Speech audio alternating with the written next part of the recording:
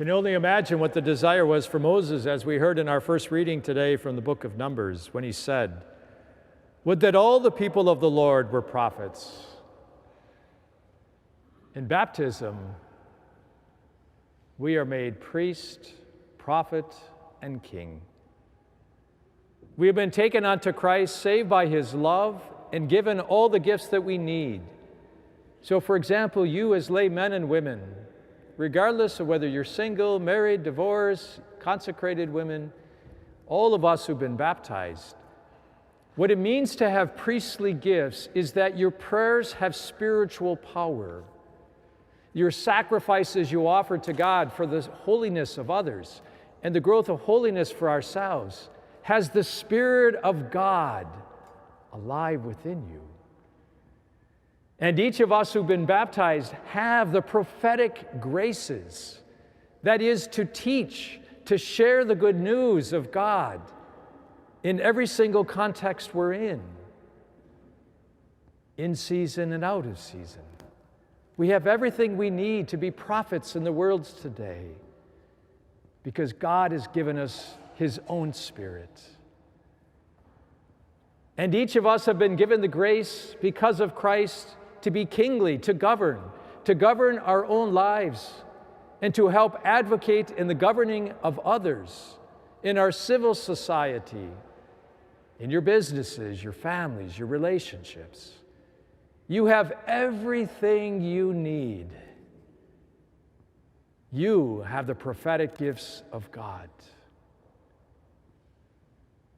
The question is, do we announce from the rooftop what God is doing for us and in us? Perhaps like you, when I was a lay person, I felt way too afraid. I wouldn't have the right thing to say. What if someone says something critical about me? I'll feel awkward doing it, right? Those are all humans' obstacles. But the more we fall in love with the Lord, and when we acknowledge our need for him, when we call upon the Lord, Lord, give me the graces through your baptism, the baptism you blessed me with, to let your Spirit flow through me. And that's what happened in this first reading. Eldad and Medad weren't with when they were praying over them. The Spirit came upon the 70 elders, because the 70 elders had certain responsibilities to help govern others, to deal with conflict and difficulty, to help give words of wisdom, not just human wisdom, but the wisdom that came from God. And all the way in the Old Testament, the Spirit of God was not limited there, but the Spirit of God flowed where he willed. And in baptism, the Spirit of God flows in and through each one of us. And we are all given the graces that we need. That's why even the apostles, as we hear in this beautiful teaching today, in this gospel from Mark, there's people driving out demons, evil spirits, but they weren't part of the accompaniment the apostles were aware of. And so they became disturbed and brought it to Christ. And what is Christ's response? There is no one who performs mighty deed in my name who can at the same time speak ill of me. Do not prevent him. My brothers and sisters, we live in the world today where there's great need for holiness.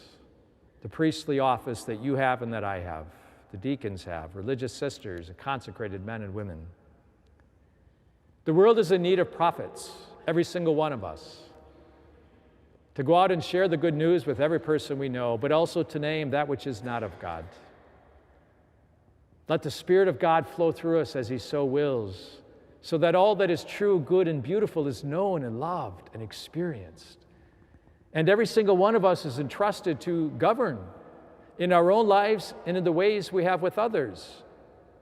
To be faithful citizens of God is to also be faithful citizens here in our civil society, by living and practicing our faith and helping to govern and lead the governing of our local communities, our state, our country. When the Spirit of God is within us, then we are aligned in His Spirit, and we take action. And we become faithful citizens of heaven here on earth. I've often been amazed by the low voting record in America. Why do so few people vote? And we could say, well, there's many reasons for that. And I don't think that I always voted at the certain times I should have. But as I look back, I wish I would have. That's part of the governing office that's been entrusted to you through your baptism. My role is to help all of you to come to know and to love the truth, and then to be animators so that you go into the world in the Spirit of God in every place, in your families, in your communities, in the sporting activities, whatever you all do in your social relationships, and yes, even in practicing faithful citizenship by voting and being engaged in the things in this world, so we help protect the good things and we guard against those which are not. There was a tremendous sadness in my heart a while back as I was praying and reflecting upon our beloved Native American brothers and sisters who experienced such great hardship and have for so many years. Some through our ancestors. And I've been praying for mercy and forgiveness.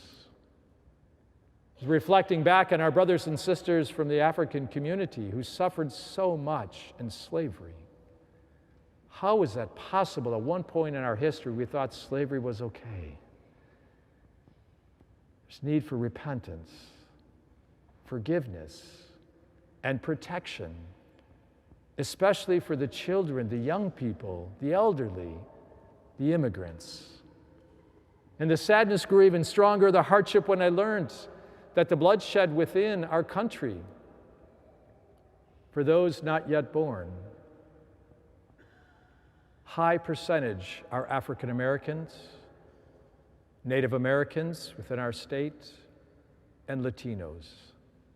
This is not just. This is not of God.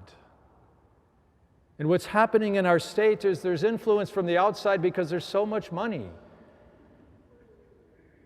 And as bishop, I call upon you to be animated, to go out and to let everybody know, do we understand the hardship that will come with the legalization of marijuana within our state?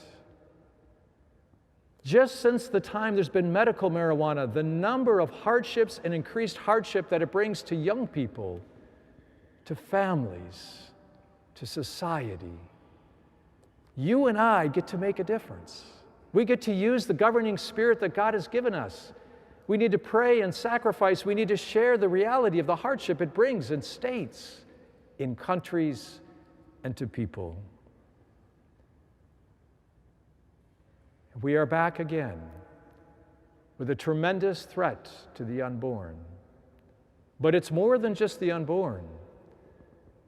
In this Amendment G that is in our state, it takes away all the safety protections, the health care protections for women of childbearing years. If you will, it's like backyard abortions can happen because there's no regulations. None. We need to be attentive to these young girls, these young women who are in hardship, and we need to love them and care for them. We need to protect them. And especially our African brothers and sisters, our Native Americans and our Latinos and others, not just us Caucasians. We need to be the ambassadors of goodness in the world today. And we need to be motivated and take action now. Now.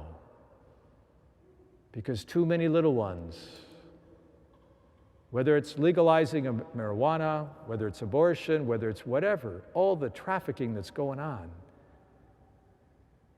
we need to step into it. And we have the Spirit of God.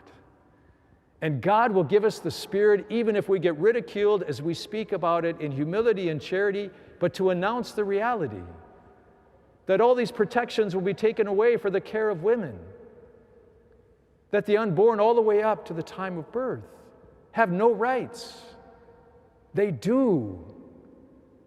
And you and I have the Spirit of God within us to help govern and to help protect. You and I have all we need. May the Spirit of the Lord be richly upon us. Because we have been anointed in our baptism and in our confirmation, those gifts were strengthened. Now they must be released.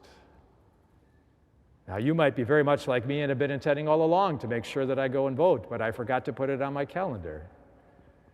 So I'm going to pause a little longer today, and you have permission to take out your phones and put on your calendar to remind yourself to vote, to protect our children, protect all the women who will be taken advantage of, all the unborn, and the havoc it brings to society. Pray for the grace. The Spirit of the living God is upon you.